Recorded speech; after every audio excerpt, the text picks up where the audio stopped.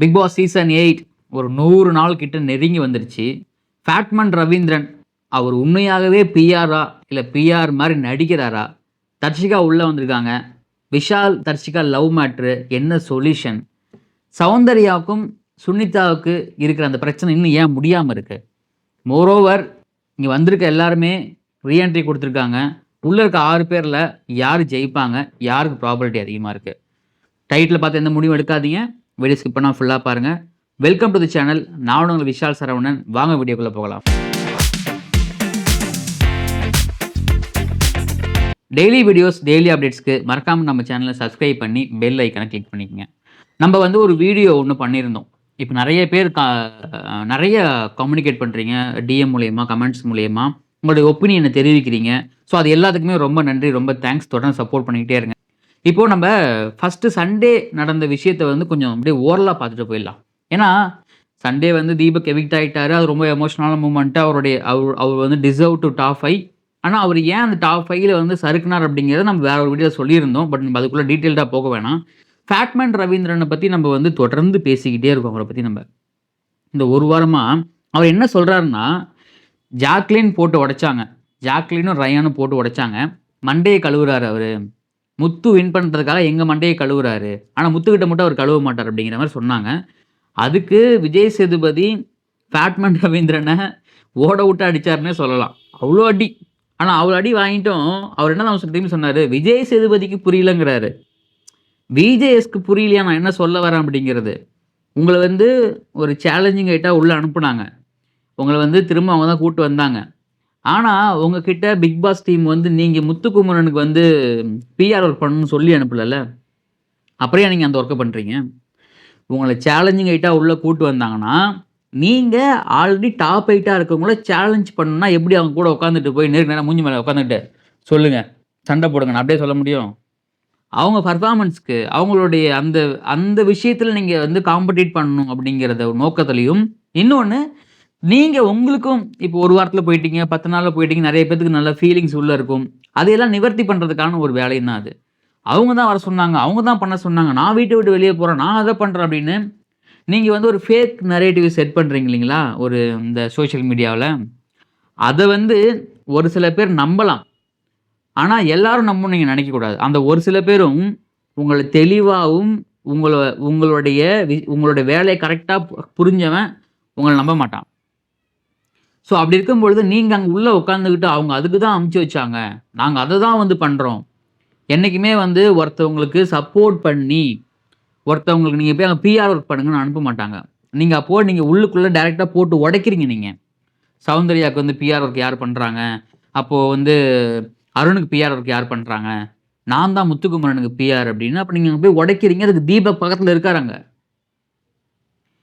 இது வந்து விஜய் சேதுபதி சொன்ன ஆங்கிள் என்னன்னா, நீங்கள் இங்கே வந்து ஒரு நெரேட்டிவ் செட் பண்ண பார்க்குறீங்க சார். அங்கே 95 டேஸாக உள்ளே இருந்து இந்த 6 பேருமே உழைச்சி தான் இருக்காங்க. ஸோ அதை வந்து நீங்கள் வந்து கெடுக்குறீங்க அப்படின்னு. ஸோ அந்த பதட்டம் ரவீந்திரன் மேலே ஒட்டிக்கிச்சு. அதனுடைய கண்டினியூஸாக வந்து பார்த்தீங்கன்னா மண்டே மார்னிங் ஆக்டிவிட்டி அப்போ வந்து ஒரு கேள்விகள் கேட்கப்படுது. அந்த கேள்விகளை கேட்கும் பொழுது சுனிதாவுக்கு வந்து ஒரு வயிற்றெரிச்சல்ங்கிறது அதிகமாகவே இருக்குங்க. நீங்கள் நல்லா பார்க்குறவங்க நம்ம நல்லா தெரியும்.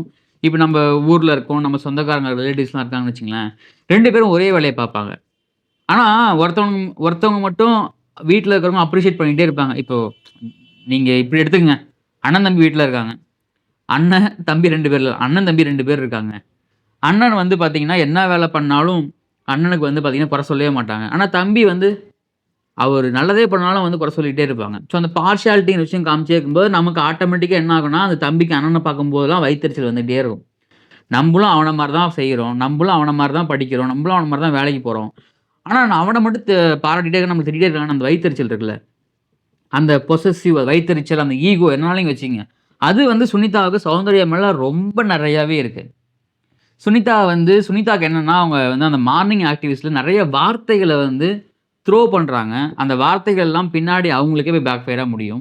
என்னென்ன சொல்கிறாங்கன்னா, சௌந்தர்யாவை பார்த்து எதுவுமே பண்ணாமல் தான் இத்தனை நாள் நீ உள்ளே வந்திருக்க, உனக்கு எதுவுமே தெரியாது, நீ ரியாக்ஷன் தான் கொடுக்குற, உனக்கு வந்து சம்மந்தி இருக்காங்க, உனக்கு ரிலேட்டிவ் இருக்காங்க நீ ஓட்டு போடுறது, எங்கெல்லாம் யாரும் இல்லை, நான் இத்தனை வருஷத்தில் வந்து உள்ளே வந்தேன், ஏன் நீங்கள் வந்து எனக்கு ஓட் போடுங்க மக்களே, நான் நாமினேஷன்ல இருக்கேன். எனக்கு ஓட்டு போடுங்க. அப்ப நீங்க வந்து Instagramல ஆல் செட் பண்ணி வச்சுட்டு போயிருக்கீங்களா? ஆல் செட் பண்ணி, ப்ரீ ஷூட் பண்ணி, அதெல்லாம் பண்ணிட்டு நீங்க போயிருக்கீங்களா? இதுவரைக்கும் ஒரு வீடியோ கூட சௌந்தர்யாவுக்கு சௌந்தர்யா ஓட் பண்ணுங்க அப்படின்னு எந்த வீடியோவும் சோசியல் மீடியால நான் பார்க்கல. அப்படி எவனா இருந்தா காட்டுங்க. நீங்க பிஆர் ஒருத்தன் சொல்றீங்கல்ல, இத விடவா பிஆர் ஒருத்தன் பண்ண முடியும்? இல்ல பேப்பர்லாம் காட்டுவாங்களாம் அவங்க. பேப்பர் வச்சு காட்டுவாங்களாம். எல்லாத்துக்குமே பிஆர் இருக்கு. யாருமே இல்லன்னு சொல்ல முடியாது. பேப்பர் காட்டுங்க. நீங்க பேப்பர் காட்டி என்ன பண்ண போறீங்க நீங்க? உங்களுக்கு தான் உங்களுக்கு ப்ரூஃபே இருக்கு. உங்களுக்கு ஆதாரமே இருக்கே சோசியல் மீடியாவுல. அப்போ உங்க வீட்ல இருக்கிறவங்களும் என்ன ஊர்ல இருந்தாலும் உங்களுக்கு மிஸ்ட் கால் குடுக்கலாம். உங்களுக்கு Hotstarல ஓட்டு போடலாமே. அத ஏன் உங்க வீட்ல பண்ணாம அப்போ நீங்க பிராண்ட் பண்றீங்கல்ல ஒரு பிராண்ட். அது வந்து உங்களுடைய தரத்த தான் அங்க நிரூபிக்கும். குக் வித் கோமாளில உங்களுக்கு பிடிச்சவங்க நெறைய பேர் இருக்காங்க. Including me. ஆனா இந்த ஷோல பார்த்ததுக்கு அப்புறம், எப்படி இந்த பொண்ண நமக்கு புடிச்சது அப்படின்னு கேள்வி வருது. உங்களோட ரியல் ஃபேஸ் வெளிய தெரியுது. உங்க வீட்ல அவங்க சொன்னீங்கல்ல, நீங்க அப்பா, அம்மாவுக்கு லாங்குவேஜ் தெரியாது அப்படின்னு சொல்லிட்டு. மிஸ்ட் கால் குடுக்குறதுக்கும், Hotstarல போய் ஓட்டு போடுறதுக்கும் லாங்குவேஜ் தேவையில்லம்மா. அப்போ உங்களுக்கு நீங்க நெனச்ச வரவேற்பு கிடைக்கல, உங்கள மக்கள் ஏத்துக்கல அப்படின்னா, அதுக்கு சௌந்தர்யா பொறுப்பாக முடியாது. எல்லாராலயும் மக்கள சம்பாதிக்க முடியாது சுனிதா. அது முதல்ல நல்லா தெரிஞ்சுக்கங்க. அங்க வந்து நீங்க வந்து பணம் சம்பாரிக்கலாம், நீங்க வந்து புகழ் சம்பாரிக்கலாம், பிஆர் வச்சு ஆக்டிவிட்டீஸ் பண்ணலாம். ஆனா, பொதுஜன மக்கள சம்பாதிக்கிறது அவ்வளோ பெரிய விஷயம். அத வந்து யாராலும் அவ்வளோ ஈஸியா பண்ண முடியாது. அந்த சென்ஸ் உங்களுக்கு இருந்துச்சுன்னா, நீங்க வெளிய போய் நீங்க என்ன தவறு செஞ்சீங்க? நீங்க எப்படி உங்க கேம நீங்க வந்து அடுத்த லெவலுக்கு கொண்டு போணும்னு உங்களுக்கு தெரியும் அது. இல்லன்னா, அது உங்களுக்கு கண்டிப்பா உங்களுக்கு நீங்க வந்து வளரவே மாட்டீங்க. நீங்க அடுத்துக்கு இதுக்கப்புறம் குக் வித் கோமாளி ஷோல உங்களுக்கு வாய்ப்பு கிடைக்குமா இல்லையான்னு தெரியல. அப்படியே கிடைச்சாலும் உங்கள மக்கள் ரசிப்பாங்களா இல்லையான்னு தெரியாது. ரொம்ப கஷ்டம். சௌந்தர்யா ஒண்ணும் சும்மா இங்க வரல. சௌந்தர்யா வந்து என்ன சொல்றது? அது வந்து அவங்களுடைய திறமை. அவங்களுடைய கேம் அது. அவங்களுடைய விளையாட்டு. இத்தன நாள் அடிபட்டு, மிதிப்பட்டு, கஷ்டப்பட்டு அப்படின்னு நெறைய விஷயத்துக்கு கடந்து வந்திருக்காங்க. நீங்க 30 நாள்லயே வெளிய போயிட்டீங்கல்ல. உங்களுக்கு அந்த அருமலாம் தெரியாது. ஸோ உங்கள பத்தி நான் அதுக்கப்புறம் பேசக்கூடாதுன்னு நெனைக்கிறேன். ஸோ பொறுத்து வந்து பார்க்கலாம். இந்த கான்வர்சேஷன் போயிட்டு இருக்கும் பொழுது, ரவீந்திரன் ஒண்ணு சொன்னாரு. தர்ஷிகாவுக்கும் ரவீந்திரனுக்கும் சண்டை வந்துட்டு இருக்கு. அந்த சண்டையில ரவீந்திரன் சொல்றாரு, "இப்ப சொல்றாங்கல்ல, இந்த மாரி பிஆர் ஒர்க் வெளிய இருக்கு. பேப்பர்லாம் எடுத்து காட்டணும். அப்படிலாம் யாரும் எடுத்து காட்ட முடியாது. அந்த பொண்ண ஃப்ரேம் பண்ணி உடைக்க பார்க்குறீங்க" அப்படிங்கிறாரு. அப்போ வெளியில பிஆர் ஒர்க் அப்படி இருக்குன்னு சொல்லி, அந்த பொண்ண ஃப்ரேம் பண்ணி உடைக்கிறது தான் உங்களுடைய வேல. ஏன் அதே வேலைய நீங்க ஏன் முத்துக்குமரனுக்கு பார்க்க மாட்றீங்க? அந்த கேள்வி நமக்கு நேச்சுரலாவே எழும்புது இல்லைங்களா? அந்த வேலைய நீங்க ஏன் பார்க்க மாட்றீங்க அப்படின்னு. அப்போ ஆனா இன்னைக்கு சௌந்தர்யா ஒரு ஈவினிங்க்கு அப்புறம் பயங்கர வைப் ஆயிட்டாங்க. ஸோ கம்பேக் குடுத்துருக்காங்க. என்ன பொறுத்தவரைக்கும் அந்த கேஷ் பாக்ஸ் வச்சாங்கன்னா, அத எடுக்காம இருந்தாங்கன்னா, கண்டிப்பா அவங்க ஃபைனல் ஸ்டேஜ்ல விஜய் சேதுபதி கூட கண்டிப்பா நிப்பாங்க. அது இன்னொரு ஆள் யாருன்னா நம்மள பத்தி கவல கிடையாது. ஸோ நம்ம இங்க வின் பண்ணுவாங்க 100% அவ்வளோதாங்க. அவ்வளோதான் பார்த்துக்கலாம் அப்படிங்கிற மாரி. அப்போ ஃபேட்மேன் ரவீந்திரன் செட் பண்ற நரேட்டிவா இருக்கட்டும், சுனிதா செட் பண்ற நரேட்டிவா இருக்கட்டும், சாச்சனா உட்காந்து கதறி கதறி அழுறாங்க. நான் வன்ம குடோன் கிடையாது அப்படின்னு. வெளியிலேருந்து ஒருத்தவங்க உன்ன பார்த்துட்டு வந்து கேட்குறாங்க. கண்ணாடி முன்னாடி நின்னு நீ நான் தலைய மட்டும் தான் ஆட்டுனேன் அப்படின்னு. தர்ஷிகா கேட்கும்போது. இப்ப வர்ஷினி பேசுறாங்க. நீங்க தலைய நீங்களும் பேசுனீங்க தான். அப்போ உங்களுக்கு அந்த அறிவு இல்லையா உங்களுக்கு? இது நம்ம வெளிய எப்படி போவோம்? எப்படி பார்ப்பாங்க அப்படின்னு. அப்ப அவங்க சொன்னதுக்கு அப்புறம் உங்களுடைய குறைகளை ஏற்று அத நீங்க திருத்திக்கணுமா இல்லையா? சண்டே எபிசோட்ல விஜய் சேதுபதி சாச்சனா கிட்ட அவ்ளோ பேசியிருக்காரு. அது டெலிகாஸ்ட் பண்ணல. அது வந்து சாச்சனாவுக்கும் நல்லது, சேதுபதிக்கும் நல்லது. ஆனா அவ்ளோ சொல்லியும் நீங்க வந்து ஒரு சில இடத்துலலாம் நீங்க உங்களுடைய நீங்க ரீஎன்ட்ரி குடுக்கும்போது நீங்க வந்து கரெக்ட்டா அந்த கேம விளையாண்டுருந்தீங்கன்னா, அந்த நீலாம்பரி கெட்டப்லாம் நீங்க நெறைய எக்ஸ்ப்ளோர் பண்ணியிருக்கலாம் நெறைய அந்த விஷயத்துல. அப்போ உங்க தலையில நீங்களே மண்ண வாரி போட்டுக்கிட்டீங்களா இல்லையா? அப்ப யாருக்கும் அந்த பொறுப்பு கிடையாது. வினை விதைத்தவன் வினை அறுப்பான். கர்மா கண்டிப்பா வேலை செய்யும். நீங்க எவ்ளோ தேம்பி தேம்பி அழுதாலும் உங்கள யாருமே இங்க வந்து மன்னிக்கிற இடத்துல கிடையாது. ஏன்னா அவ்ளோ ரியாக்ஷன்ஸ், அவ்ளோ வன்மம், அவ்ளோ வார்த்தைகள பண்றது டைரக்ட்டா அட்டாக் பண்ண வர்ஷினிக்குலாம் இன்னும் புரியவே இல்ல. ஆனா வர்ஷினிக்கு இதுக்கப்புறம் புரியவும் புரியாது. சாச்சனாவாவது ஒரு இடத்துல வந்து நான் தப்பு பண்ணிட்டேன்னு ஐயோ! பேர் வெளிய கெட்டுருமே ரியலைஸ் பண்ணிட்டு ஒண்ணு பண்றாங்க. ஆனா வர்ஷினிக்குலாம் அது நடக்கவே நடக்காது. ஏன்னா கொஞ்சமாவது பிரெயின் இருக்கணும். அந்த யோசிக்கிற தன்மை இருக்கணும். அதெல்லாம் சத்தியமா வர்ஷினி கிடையாது. அப்படி இருந்திருந்தா அவங்க இன்னும் வேற எங்கேயோ போயிருப்பாங்க இந்நேரத்துக்கு. இதெல்லாம் நடந்துட்டு இருக்கும் பொழுது, விஜய் விஷாலுடைய லவ் மேட்டர் திரும்ப தர்ஷிகா உள்ள வராங்க. உள்ள வந்து எல்லாத்துக்கிட்டயும் கேஷுவலா இருக்கிறாங்க. விஷால்ட்ட கை குடுத்துட்டு போறாங்க. எனக்கு இங்க என்ன கேள்வி கேட்க தோணுதுன்னா, தர்ஷிகாவுக்கும் ரவீந்திரனுக்கும் ஏற்பட்ட சண்டை, அந்த சண்டை நியாயமானதா நியாயம் இல்லையா தாண்டி, அந்த சண்டையில் 2 பேருமே தப்பு பண்ணியிருக்காங்க. தர்ஷிகா வெளியே போய் விஷால் நடிக்கிறான்னு சொல்லாமல் இருந்திருந்தால், அவங்க வந்து நான் வந்து பாவப்பட்ட ஜென்மம் என்னை ஏமாத்திட்டாங்கன்னு சொல்லாமல் இருந்திருந்தால், ரவீந்திரன் அந்த பேச்சை பேசியிருக்க மாட்டார். ஆனால் இன்னும் ஒரு படி மேலே போய் ரவீந்திரனுக்கு இது தேவையில்லாத வேலை. ஏன்னா தர்ஷிகா வந்து விஷாலுக்கும் தர்ஷிகாவுக்கும் என்ன நடந்ததுன்னு தர்ஷிகாவுக்கு தான் தெரியும், விஷாலுக்கு தான் தெரியும். ரவீந்திரன் இதை வந்து ஒரு கார்டாக எடுத்து இதில் ஒரு கேம் பிளே பண்ணதுக்கு தெரியுமா, அதுதான் சீப் கேம்னு சொல்கிறோம். நிறைய பேர் சொல்கிறாங்க, அப்போ இது வந்து ஒரு பப்ளிக் ஃபோரம் தானே, இது எல்லாம் பார்க்குறாங்களே. எஸ், எல்லாரும் பார்க்குறாங்க, அவங்களுக்கு வர வேண்டிய பிரச்சனை அவங்க ஆனால் அந்த இடத்துல யார் அஃபெக்ட் ஆகுறா, யாரோட பேரை நீங்கள் யூஸ் பண்ணுறீங்க? இப்போ ஒருத்தவங்களோட ஃபைட் நடக்குதா? இல்லை. வேறு ஏதாவது பிரச்சனையா? இல்லை.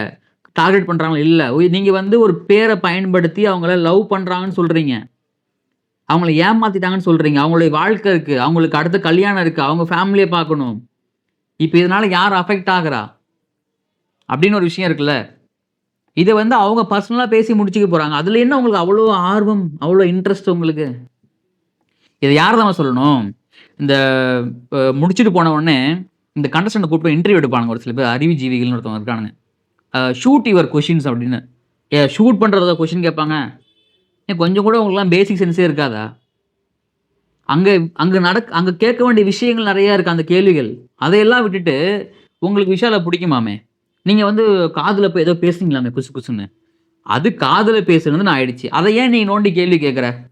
அப்போ அதில் மூக்க நுழைச்சி அதுலேருந்து அதாவது இந்த மீடியா இருக்குங்களா, ஒரு சில மீடியாக்கள், இந்த டிஜிட்டல் மீடியாக்கள் சொல்கிறேன் நான், அவன் குடும்பத்தில் மூக்க நுழைச்சி என்ன நடக்குதுன்னு தெரிஞ்சுக்கிட்டு அதை வெளியே சொல்கிறது அவ்வளோ ஆர்வம் அவங்களுக்கு. அந்த மாதிரி இருக்கிற ஒரு சிலரை வந்து நம்ம வந்து ஒழிச்சு கட்டிட்டாலே வந்து பார்த்திங்கன்னா இந்த மாதிரி விஷயங்கள்லாம் நம்ம பெரிய பேசவே தேவையில்ல. அந்த விஷயத்தில் 2 பேர் மேலேயும் தப்பு இருக்குது. ஈவன் விஷால் மேலேயும் தப்பு இருக்குது தான். தர்ஷிகாவும் விஷாலும் பேசிட்டாங்க. ஆனால் தர்ஷிகா சொல்கிறாங்க அந்த இடத்துல வந்து அவங்க இன்னும் நிறையா, எனக்கு வந்து நீ சொன்னது வந்து அப்படி இருந்துச்சு இப்படி இருந்துச்சுன்னு. இதே விஷாலும் வெளியே போய் அந்த வீடியோலாம் பார்த்து சொல்லுவார் இல்லைங்களா, அப்போ 2 பேரும் பேசி இன்னும் கன்ஃபார்ம் பண்ணிக்கிட்டோம். தர்ஷிகா மேலேயும் தப்பு இருக்குது, விஷால் மேலேயும் தப்பு இருக்குது. அந்த தப்பை அவங்க திருத்திக்கிட்டு அடுத்து அவங்க லைஃப்பில் முன்னேறிட்டு போகட்டுமே. அதில் என்ன உங்களுக்கு அவ்வளோ பெரிய கவலை? ஷோ முடிஞ்சதுக்கப்புறம் எவனும் கண்டுவிட மாட்டானுங்க, அது வேற விஷயம். இது வந்து இந்த டே நடந்து முடிஞ்ச உடனே பார்த்தீங்கன்னா, நேற்று இன்னொரு விஷயம் சண்டே நடந்துச்சு. என்னன்னா, சிவகுமாரோடைய ஃபேமிலியை ஃப்ரேம் பண்ணிட்டாங்க. ஸோ அவர் சொல்லாத விஷயங்கள் நம்மளே பேசியிருந்தோம். அதை பற்றி நம்ம என்ன சொல்லியிருந்தோம்னா, ஒருவேளை சிவகுமார் அப்படி சொல்லியிருந்தாருன்னா அது ரொம்ப ரொம்ப தப்பு, அதை சொல்கிறதுக்கு அவருக்கு தகுதியும் இல்லைன்னு சொல்லியிருந்தால் அது நம்ம கன்ஃபார்மாக தெரியாது, தெரிஞ்சிருந்தால் அது தப்புன்னு சொல்லியிருந்தோம். இப்போது நெகட்டிவ் பிஆர் கும்பல்னு ஒன்று இருக்காங்கல்ல, இந்த நெகட்டிவ் பிஆர் கும்பல் என்ன பண்ணுறாங்கன்னா, முத்துக்குமரன் பிஆர் மேலே வந்து ப்ளேம் பண்ணுறாங்க, சௌந்தர்யா பிஆர் கும்பல் தான் இதை பண்ணாங்க அப்படின்னு. அப்போது நீங்கள் இங்கே பாருங்கள், நெகட்டிவாக பிஆர் யார் செட் பண்ணுறாங்க. நான் திரும்பவும் சொல்கிறேன், நெகட்டிவ் பிஆர் கும்பல் முத்துக்குமரனுடைய பிஆர் கும்பல் தான். நான் அதை அடித்து சொல்லுவேன் அதை. ஏன்னா ஒருத்தவனை பற்றி தப்பாக போர்ட்ரேட் பண்ணுறதை தாண்டி நம்ம அந்த என்ன பண்ணுவோம்னா, ஒருத்தனை பற்றி பேசினாலே நான் வந்து நீ எப்படி அவனை பற்றி பேசலாம், நீ எப்படி அவனை பற்றி சொல்லலாம், அவன் அப்படி தெரியுமா, அந்த மாதிரி பண்ணுறானுங்களா, அவனுக்கு தான் ரொம்ப ரொம்ப டேஞ்சரான ஃபெல்லோஸ். ஸோ அதனால் வந்து நிறைய பேர் வந்து இந்த அட்ரஸ்லாம் கொடுங்க அப்படின்னு நான் ஒரு வீடியோவில் பார்த்தேன். என்ன அட்ரஸ் கொடுத்தா என்ன இப்போ டெய்லிக்கு அந்த பால் பாக்கெட் போட போறியா அப்படின்னு ஒருத்தர் கேட்டிருந்தாரு. அந்த ஞாபகம் தான் வரும். ஏன்னா இந்த 100 டேஸ்க்கு அப்புறம் இவனுங்களாம் காணாமலே போயிடுவானுங்க, யாருன்னே தெரியாது இவனுங்களாம். ஸோ நீங்கள் நெகட்டிவாக ஒரு பிஆர் செட் பண்ணுறீங்களே, அது வந்து உங்களுக்கே பேக் ஃபயராக போய் முடியும். இவ்வளோ அமளி துமிழ் நடக்குது. இந்த அமளி துமிழ் நடக்கும்போதெல்லாம் கண்ணியகுமார் உட்காந்து மிச்சம் சாப்பிட்டுட்டு இருக்காரு. அவருக்கு என்னப்பா, அவருக்கு அதாவது அந்த அஃபெக்ட் அவருக்கு ஆனால் தான் அவர் வந்து குரல் கொடுப்பாரு. அந்த அஃபெக்ட் அவருக்கு சாதகமாக இருந்தால் அவர் குரல் கொடுக்க மாட்டார். இன்னொன்று, ரவீந்திரன் வந்து ஜெஃப்ரி கிட்டையும் சத்யா உள்ள வரும்போது பேசின விஷயம் போது ரவீந்திரன் ஸ்டாப் பண்ணுறாரு. ஏன்னா அந்த இடத்துல நம்ம பேர் வந்து விக்டிமாக ப்ளேம் பண்ணுறாங்க, நம்மளை வந்து எல்லாம் வந்து குறை சொல்கிறாங்க அப்படின்னு. நீங்கள் பண்ணதுக்கான விளைவுகள் தான் நீங்கள் அனுபவிக்கிறீங்க. நீங்கள் மட்டும் அவ்வளோ பெரிய லிவிங் ஏரியாவில் வச்சு தான் நீங்கள் பேசுனீங்க அந்த விஷயத்த. அப்போ அதே லிவிங் ஏரியாவில் வச்சு அவங்க வந்து கிளாரிஃபை பண்ணுறாங்க. அதில் உடனே முத்துக்குமரன் பேசவே விடாமல் ஜெஃப்ரியை தடுக்கிறது எந்த விதத்தில் நியாயம் அது? நீங்கள் ஒரு விஷயத்துக்கு வந்து சொல்யூஷன் கிடைக்கணுமா இல்லையா? அப்போ அதை பேசவே விடாமல் ஏன் தடுக்கிறீங்கன்னா, உங்கள் பேர் பின்னாடி டேமேஜ் ஆகிடும், உங்கள் பேர் பின்னாடி கெட்டுரும். நேற்றே விஜய் சேதுபதி சொல்லிட்டாரு. அப்போ இங்கே ஏதோ வேறு ஏதாவது நடக்க போகுது. அதான் கர்மா, சீக்கிரமாக வேலை செய்யுங்க. அந்த கர்மாவோட விளைவுகளை முத்துக்குமரன் சீக்கிரமாக அனுபவிப்பார். ஏன்னா அவர் நினைச்சிட்டு இருக்காரு அவர் பண்ணதெல்லாம் வெளியே தெரியாது, நம்மள வந்து எல்லாம் வந்து பேம்பர் பண்ணி வெளியே வந்து பாதுகாத்துருவாங்க மண்ணின் மைந்தன்னு சொல்லி அந்த அந்த அந்த போர்வைக்குள்ள நம்ம ஒளிஞ்சிருக்கலாம் அப்படின்னு. அந்த ஈர வெங்காயம்லாம் ஒன்றும் வேலை செய்யாது, அதெல்லாம் சீக்கிரமா உடஞ்சி வெளியே வந்துடும். அப்போ இந்த ஷோ இன்னும் 5 days தான் இருக்க போகுது. இந்த சண்டே ஃபைனல் வரப்போகுது. இந்த ரவீந்திரன் பேசின விஷயங்கள், சிவகுமார் பேசின விஷயங்கள், தர்ஷிகா பேசின விஷயங்கள், முத்துக்குமரன் முட்டு கொடுத்த விஷயங்கள், இதெல்லாம் ஒரு பக்கம் இருக்கட்டும். நீங்க சோஷியல் மீடியாவில் சப்போர்ட் மட்டும், அதாவது இவன் சொல்றான் அவன் சொல்றான் அப்படின்னு நினைக்காம, உங்களுக்கு பிடிச்சவங்களுக்கு நியாயமா நீங்க ட்வீட் போடாம, ஸ்டேட்டஸ் வைக்காம, ரீல்ஸ் போடாம ஓட்டு போடுங்க. ஓட்டு போட்டுட்டு உங்களுக்கு பிடிச்சவங்களுக்கு வின் பண்ண வைங்க. எவிக்ட் ஆனதுக்கப்புறம் ஐயோ அன்ஃபேர்னு சொல்லி உட்காந்து அழுகாதீங்க. அதே மாதிரி நீங்கள் உங்களுக்கு பிடிச்சவங்க ஓட்டு போட்டு ஜெயிக்கலைன்னா பரவாயில்லன்னு சொல்லிட்டு விட்டுட்டு போங்க. அது வந்து மற்றவங்க ஜெயிச்சா வந்து அது பிஆர் கும்பல், இவங்க ஜெயிச்சா அன்ஃபேர் ஃபேர்லாம் எதுவுமே கிடையாது. முடிஞ்ச அளவுக்கு ஓட் பண்ணுங்கள், முடிஞ்ச அளவுக்கு உங்களுக்கு சப்போர்ட் பண்ணுங்கள் பிடிச்சவங்கள. நம்ம ஆல்ரெடி சொல்லிட்டோம், ஓட் ஃபார் சௌந்தர்யா. கீழே வேணால் சௌந்தர்யா ஓட் பண்ணுறதுக்கான நம்பரும் அதுக்கான டிஸ்கிரிப்ஷன் கொடுக்குறேன், அதை பார்த்து தெரிஞ்சுக்கங்க. இப்போ ஒரு சில பேர் கும்பல்ஸ் வருவானுங்க, நீ சௌந்தர்யாவுடைய பிஆர் தானே அப்படின்னு. இப்போ நான் சொல்கிறேன், பிஆர் அப்படின்னு நீங்கள் நினச்சிங்கன்னா அதை நீங்கள் நினச்சிட்டு போங்கடா, எனக்கு அதை பற்றி கவலையே இல்லை. டை ஹார்ட் ஃபேன் இந்த சீசனில், எனக்கு சீசன் 8ல் சௌந்தர்யாவுடைய ஃபேன் நீங்கள் வச்சுக்கிங்க, அப்படியே நீங்கள் வச்சுக்கிங்க. ஏன்னா இதுக்கப்புறம் வந்து ஒருத்தவங்க கேமை நம்ம ரிவ்யூ பண்ணவே முடியாது. ரிவ்யூ பண்ண வேண்டிய டைம்லாம் முடிஞ்சிருச்சு. இதுக்கப்புறம் நீங்கள் இந்த 100 நாள் எப்படி இருந்தீங்களோ அதை பேஸ் பண்ணி தான் உங்களுக்கு ஓட்டு வரப்போகுது. இந்த 100 நாளில் எனக்கு சௌந்தர்யா பிடிச்சிருக்கு, நான் ஓட் பண்ண போகிறேன். அதேமாதிரி உங்களுடைய ஒப்பீனியன், உங்களுக்கு யாரை பிடிச்சிருக்கோ ஓட் பண்ணுங்கள், ஜென்யூனாக இருக்கவங்க ஓட் பண்ணுங்கள். நெகட்டிவ் பிஆர் குரூப்ஸை தயவு செஞ்சு நம்பாதீங்க. இதுக்கப்புறம் அவனுக்கு எக்ஸ்ட்ரீம் லெவலில் இறங்கி வேலை செய்வானுங்க, அதெல்லாம் தயவு செஞ்சு நம்பாதீங்க. ஸோ வெயிட் பண்ணி பார்க்கலாம், பின்வரும் காலங்களில் என்ன நடக்க போகுது, என்ன பேச போகிறாங்க. இந்த கேஷ் பாக்ஸ் இருக்கா இல்லையா, அதை வைப்பாங்களா வைக்க மாட்டாங்களா, மிட் வீக்கில் எவிக்ஷன் இருக்கா இல்லையா, அப்படிங்கிற எல்லா விஷயங்களும் தொடர்ந்து அப்டேட் பண்ணுறேன். அதுக்கு நீங்கள் மறக்காமல் நம்ம சேனலை சப்ஸ்கிரைப் பண்ணி பெல் ஐக்கன் கிளிக் பண்ணிக்கங்க. இந்த வீடியோ பற்றி கருத்துக்களை கமெண்டில் பதிவு பண்ணுங்கள். நீங்கள் யாருக்கு ஓட் போட போகிறீங்க அப்படிங்கிற பேரையும் கமெண்டில் பதிவு பண்ணி ஃபயர் விடுங்க. ஸோ வீடியோ பிடிச்சிருந்தா லைக் பண்ணுங்கள், ஷேர் பண்ணுங்கள். நான் உங்கள் விஷால் சரவணன். நன்றி, வணக்கம்.